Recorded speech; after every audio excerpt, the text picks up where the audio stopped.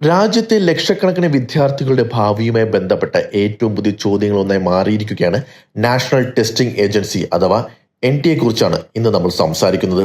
വിദ്യാഭ്യാസ മന്ത്രി ധർമ്മേന്ദ്ര പ്രധാൻ മാത്രമാണോ ഈ പ്രശ്നത്തിന് കാരണം, അതോ NTA പ്രവർത്തനത്തിൽ വർഷങ്ങളായി നിലനിൽക്കുന്ന ഘടനാപരമായ തകരാറുകളാണോ യഥാർത്ഥ പ്രതിസന്ധി? വിവരാവകാശ രേഖകൾ പുറത്തു വന്നതോടെ ഈ ചോദ്യങ്ങൾ വീണ്ടും ശക്തമായി ഉയരുകയാണ്. നീറ്റ് പരീക്ഷ വിവാദങ്ങളും രാജ്യവ്യാപക വിദ്യാർത്ഥി പ്രതിഷേധങ്ങളും നടക്കുമ്പോഴാണ് NTA ആഭ്യന്തര പ്രവർത്തനത്തെക്കുറിച്ചുള്ള പുതിയ വിവരങ്ങൾ പുറത്തു വന്നത്. വിവരാവകാശ നിയമപ്രകാരം ലഭിച്ച രേഖകൾ ചൂണ്ടിക്കാണിക്കുന്നത് NTA ഭരണ സംവിധാനത്തിൽ തന്നെ ഗുരുതരമായ പോരായ്മകൾ ഉണ്ടായിരുന്നുവെന്നാണ്. ആദ്യം മനസ്സിലാക്കേണ്ടത് NTA എന്തെന്നാണ്. രാജ്യത്തെ പ്രധാന ദേശീയ പ്രവേശന പരീക്ഷകൾ നടത്തുന്നതിനായാണ് ഈ ഏജൻസി രൂപീകരിച്ചത്. നീറ്റ്, JEE, CUET തുടങ്ങിയ പരീക്ഷകളുടെ വിശ്വാസ്യത ഉറപ്പാക്കേണ്ടത് ഈ സ്ഥാപനത്തിന്റെ പ്രധാന ഉത്തരവാദിത്തമാണ്. അതുകൊണ്ട് തന്നെ ഈ സ്ഥാപനത്തിന്റെ കാര്യക്ഷമത നേരിട്ട് കോടിക്കണക്കിന് വിദ്യാർത്ഥികളുടെ ഭാവിയെ ബാധിക്കുന്നു. എന്നാൽ പുറത്തുവന്ന രേഖകൾ പറയുന്നത് ആശങ്കാജനമാണ്. NTA ഗവർണിംഗ് ബോഡി ഏകദേശം 30 മാസത്തിനിടെ വെറും 2 തവണ മാത്രമാണ് യോഗം ചേർന്നതെന്നാണ് റിപ്പോർട്ടുള്ള പ്രധാന കണ്ടെത്തൽ.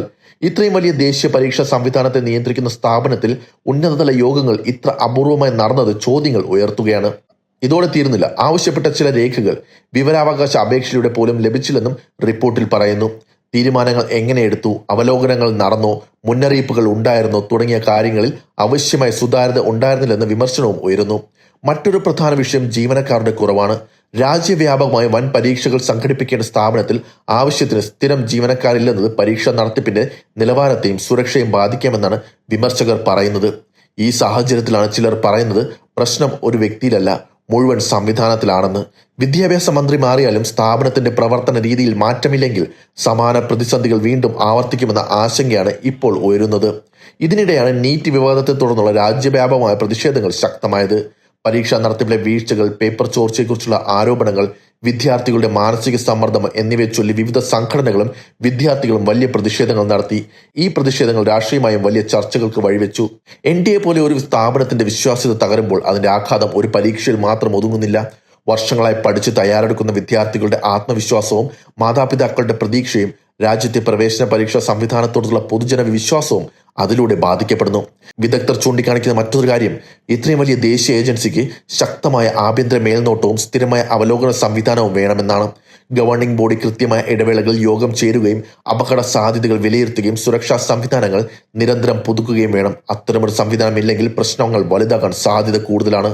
അതേസമയം സർക്കാർ ഭാഗത്തു നിന്ന് പരീക്ഷാ സംവിധാനത്തിൽ പരിഷ്കാരങ്ങൾ കൊണ്ടുവരാനുള്ള നടപടികൾ ആരംഭിച്ചതായും റിപ്പോർട്ടുകളുണ്ട്. പരീക്ഷാ സുരക്ഷ ശക്തമാക്കൽ, നിയമപരമായ മാറ്റങ്ങൾ, ഭരണ പരിഷ്കാരങ്ങൾ തുടങ്ങിയ നടപടികൾ പരിഗണിക്കപ്പെടുന്നുവെന്നാണ് വിവരം. പക്ഷെ വിദ്യാർത്ഥികൾ ചോദിക്കുന്ന പ്രധാന ചോദ്യം മറ്റൊന്നാണ്. പരിഷ്കാരങ്ങൾ പ്രഖ്യാപിക്കുന്നത് മാത്രം മതിയോ? ഭാവിയിൽ സമാന സംഭവങ്ങൾ ആവർത്തിക്കാതിരിക്കാൻ യഥാർത്ഥ ഉത്തരവാദിത്തം ഉറപ്പാക്കുന്ന നടപടികൾ ഉണ്ടാകുമോ? ഇത് ഒരു രാഷ്ട്രീയ ചർച്ച മാത്രമല്ല, വിദ്യാഭ്യാസ രംഗത്തെ വിശ്വാസ്യതയെക്കുറിച്ചുള്ള ദേശീയ ചർച്ച കൂടിയാണ്. NTA പ്രവർത്തനം കൂടുതൽ സുതാര്യവും ഉത്തരവാദിത്തപരവും കാര്യക്ഷമവുമാക്കാൻ കഴിയുമോ എന്നതാണ് ഇനി രാജ്യം ഉറ്റുനോക്കുന്നത്. അപ്പോൾ NTA പ്രശ്നങ്ങൾ ഒരു വ്യക്തിയുടെ പരാജയമാണോ, അതോ വർഷങ്ങളായി പരിഹരിക്കപ്പെടാതെ കിടക്കുന്ന സ്ഥാപനപരമായ വീഴ്ചകളുടെ ഫലമാണോ?